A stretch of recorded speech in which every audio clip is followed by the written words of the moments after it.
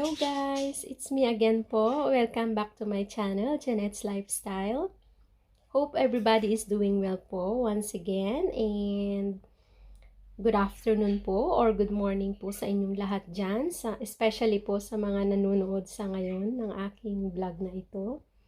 Anyway, I just wanted to say that always stay safe po and of course, doble ingat po tayo, lalo na po sa ating sitwasyon ngayon, and God bless everyone po.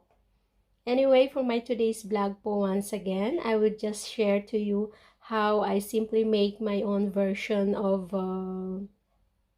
prawns, on how to cook it with ketchup, yeah, or red sauce. Yes, we call it red sauce po here in Europe. Yes, okay, so madali lang po siya sundan at syempre, masasabi natin isa sa pinaka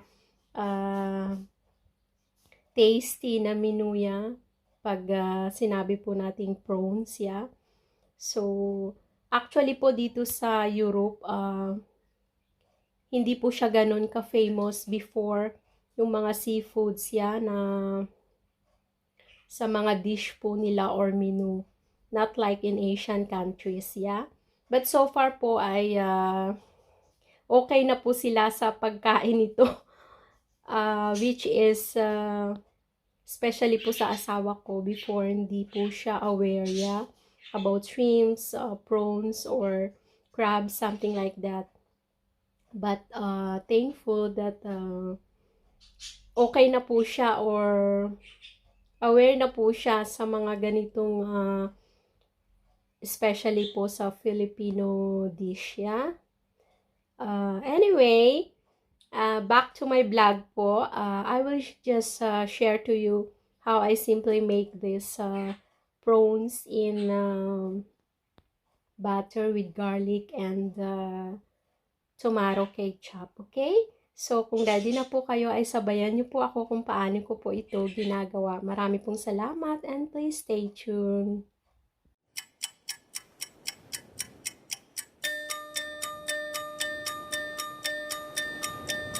Over the horizon,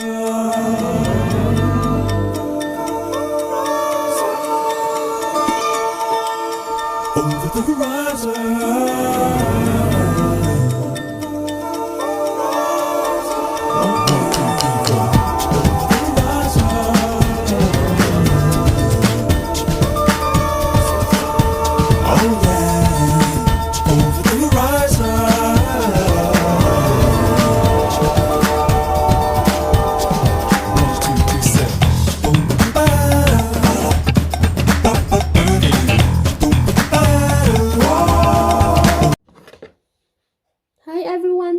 It's me again. Welcome back to my channel.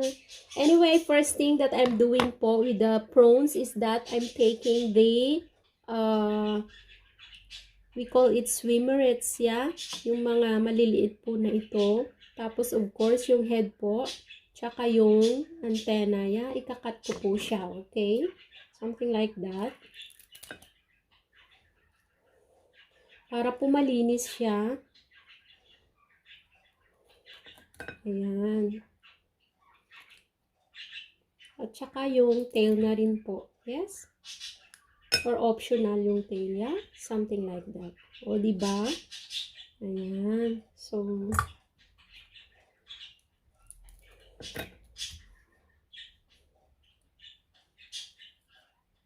yung iba po kasi na-notice ko hindi po nila kinukuha. But for me po,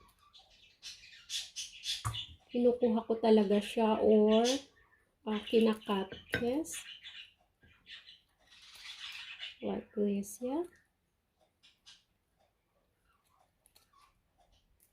Ayan.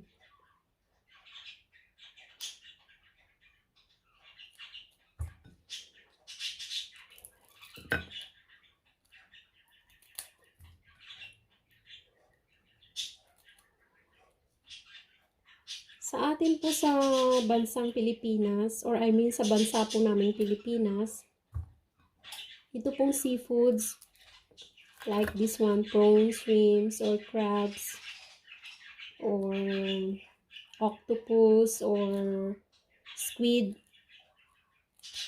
ay sobra pong mahal ya or expensive, yes. Dito po naman sa Europe ay it's like affordable lang po siya. Okay?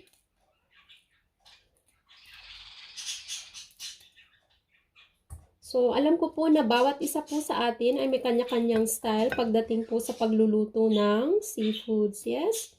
So, this one, in this vlog of mine, I will just show to you how I simply cook this with the tomato ketchup, yeah?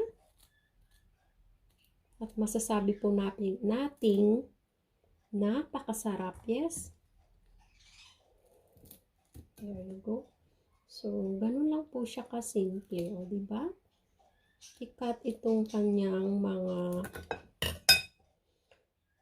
antenna, head, swimmerets, and tail, yes?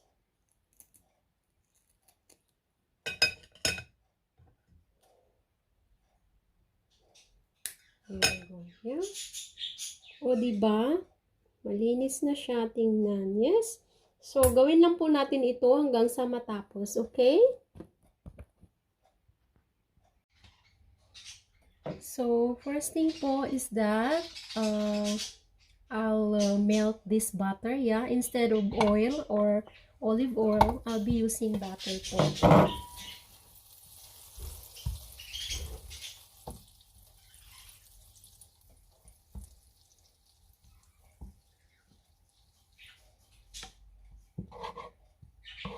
Mas mabango po kasi yung butter, yeah?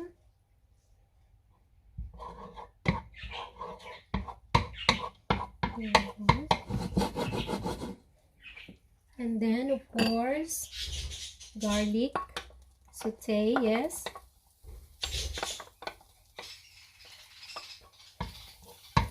Chopped garlic, yeah?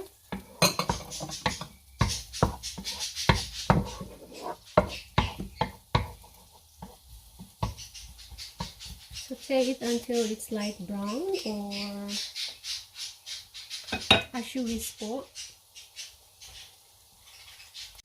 Yeah, my garlic is getting light brown na po, and it's time for me to put in this prawns, yeah?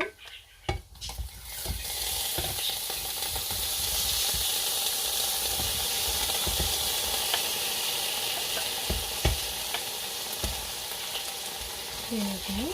Of course, saute, yeah, until the color changes into light orange, yes? Okay. So it's time for me to add the salt.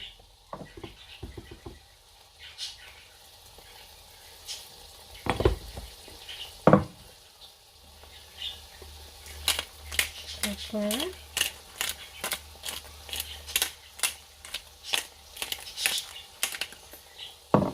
And of course, the tomato ketchup, yeah?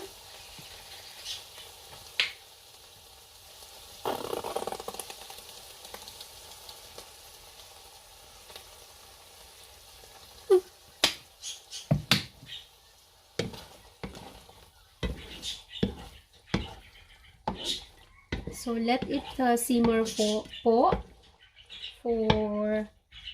3 to 5 minutes, yeah? Until the color changes into orange, okay? There you go. Ito po kasing shrimps is not good if it's simmer or boiled too long kasi po magiging gummy siya, yeah? So, it takes only 3 to 5 minutes, yes? And it's done, yeah? Okay? There you go.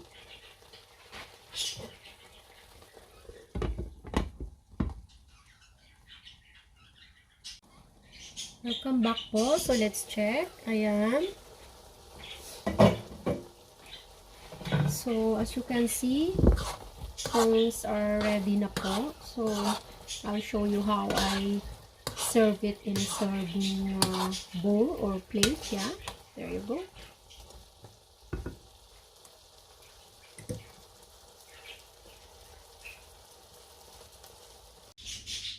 So there you go, guys. This is already my finished products for today, which is the prawns in garlic and butter with the ketchup or red sauce. Yeah. So once again, hope you guys enjoyed again my vlog for today, and please click the like and subscribe, and also the bell button for you to be updated for my new videos to come. Okay, once again, thanks for watching from the bottom of my heart, and God bless everyone, and love you guys. It's time for me to say bye for now.